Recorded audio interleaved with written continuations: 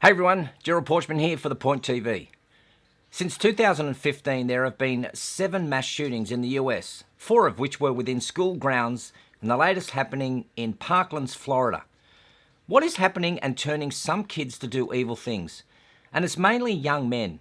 As Tucker Carlson asked Professor Jordan Peterson, what's driving this surge in extreme antisocial violence? To which the professor responded, it's because they are nihilistic and desperate. And he went on to say that the driver for these young men is the motivation for notoriety, because notoriety is better than being ignored. In this episode, I just want to focus on boys, young men, and be 1, empathetic, and 2, realistic. Now, I'm not going to give any of the murderers an identity. To me, they don't deserve a name. So why is it that mainstream media insists on publicising the names of these shooters? In the past, we used to talk about responsibility, maturity, and purpose.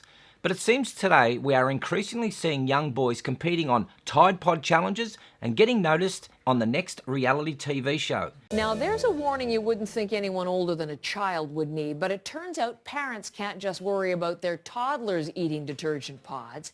They need to worry about their teens, too. And John is with us this morning to tell us about a dangerous trend on social media. Good morning, John. Good morning, Heather. On this very show, as I recall, about 2 years ago, we told people those Tide Pods, those detergent pods, those attractive-looking pods in the laundry room are not to be eaten. It's happening to boys more than girls because biologically boys are more aggressive than girls. Look at the statistics. The vast majority of people in jail are males, and males attempt suicide less frequently, but they commit it much more successfully as they are more likely to use lethal means. Now, just last week here in Australia, an 11-year-old boy was arrested and fronted up in the Perth Children's Court via video link following an incident that took place at the city's Elizabeth Quay Transport Interchange early on the morning of January 27. The boy is thought to be the youngest ever person in the state to be accused of murder. Now, sometimes you just have to pause and say that age again.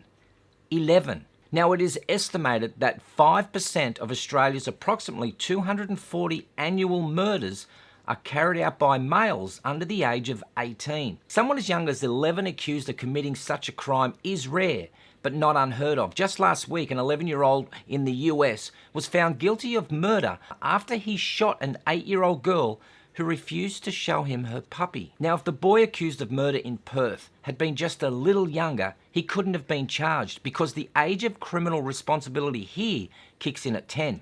You see, between the ages of 10 and 13, there is a presumption that the young person doesn't fully know right from wrong and hasn't developed an understanding of the consequences. But that presumption can be tested in court. Below 10, you can't be held criminally responsible. So what leads boys to kill is complex, but more often than not, a poor upbringing has a big role to play. Now, I recently spoke at a prestigious all-boys private school about setting clear direction and purpose. When I asked how many here see themselves as the next YouTube sensation, I was surprised to see a third of the room raise their hands.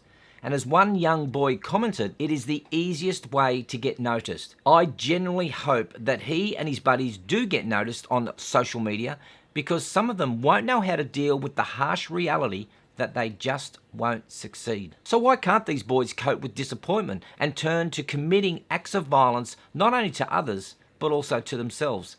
Well, here's one perspective, and I just want you to keep in the back of your mind that they don't just wake up one day and decide to do evil things. Today's boys have been raised where the majority of their parents are either single parents or where both parents are working. I mean, are these young boys growing up acopic and soft? Not just wimpy soft or less sharp, but doughy and pale too. As a generation that has overseen childhood obesity levels quadruple and the induction of I have a disorder, we should be ashamed.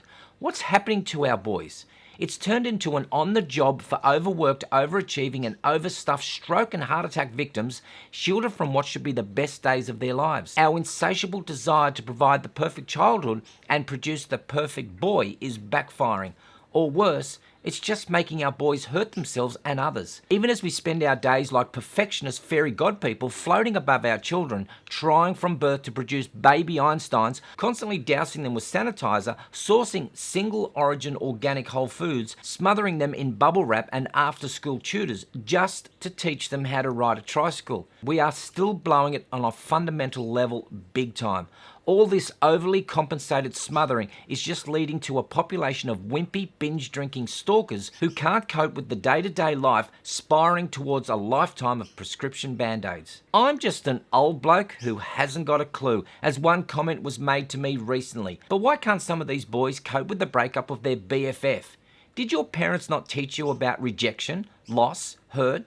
Or did they just give you a participation medal for just being born? More and more boys are experiencing chronic anxiety, and self-mutilation is rampant, all in an attempt at exerting some form of control over their own lives. This same innate need to be their own person is really what it's all about. I mean, if AJ, J-Lo, or The Rock just got a tattoo, well, I better get one also because I'm an individual. And eventually all this is leading to violence, bullying, and substance abuse, which requires little to no social skills. Just take a look at any preschool classroom. These boys are immaculate, shining as though freshly popped from a blister pack and dipped in disinfectant before being put on display, glowing with the sort of translucence associated with a cave-dwelling salamander. Except they don't live in caves. It's just that the only glow that they'll ever be allowed to bask in is the cold blue one given off by a screen. And it's not solely the digital pacifiers of helicopter parents, video games, and on-demand morphine drip that are to blame. Boys, quite simply, need to do boys stuff. A social, active, unstructured stuff. Play war games, chase, tackle, build bike and skateboard ramps, catch bugs, and beat the crap out of each other with sticks. In our protectiveness, we are doing our boys a disservice. And it's because we're all afraid. We're afraid to discipline children for fear that child services will be called and knocking on our front door. We're afraid to pull our kids into line at a shopping centre for fear of being labelled as a bully parent. And we're afraid of saying what you think for fear of being called a racist, sexist, or inciting hate speech. We say we want our boys to go forth and conquer, to be the kings of their destiny. You can do and be anything you want. This means increasing pressure to perform academically, increasingly high standards from parents, leading to increasingly high stress levels amongst our boys. Is it that you just don't want to be known as a failed breeder who couldn't deliver a gifted child skilled in quantum mathematics? But dare I say it, maybe they aren't shortcomings. Sometimes in life, you just suck at stuff. And you know what?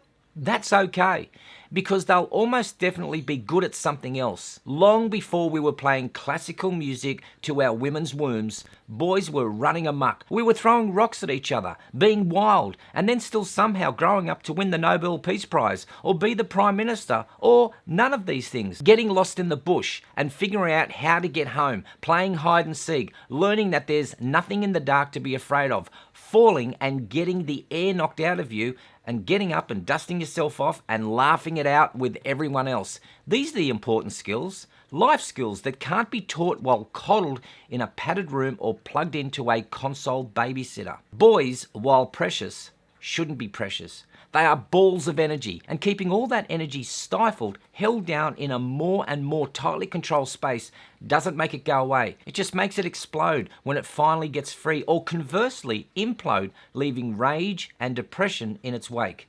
Either way, it's a bad situation for them and often those around them when it happens. And our gut is saying this: yes, boys will fall down and get messed up, come home dirty, sunburnt, exhausted, challenged, and even break bones. But they will have lived, and they will be stronger and happier for it. What is happening worldwide with mass shootings is not a gun control issue.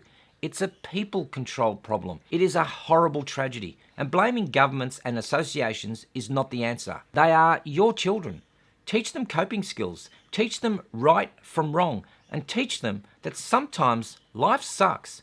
And there are better ways to handle disappointment and rejection than to do evil things or to turn to mind-altering substances. So what do you think? Am I just an old bloke way behind the times and I need an attitude adjustment? Or is there just a little bit of truth to what I'm saying? I'd love to hear your thoughts. And as usual, if you have a story that you would like me to talk about, send me an email right here gerald@thepointtv.com.au, and I will speak your mind. Also, don't forget to subscribe to my YouTube channel and click that little bell icon so I can keep you in the loop. I'm Gerald Pauschmann for The Point TV. Thanks for watching.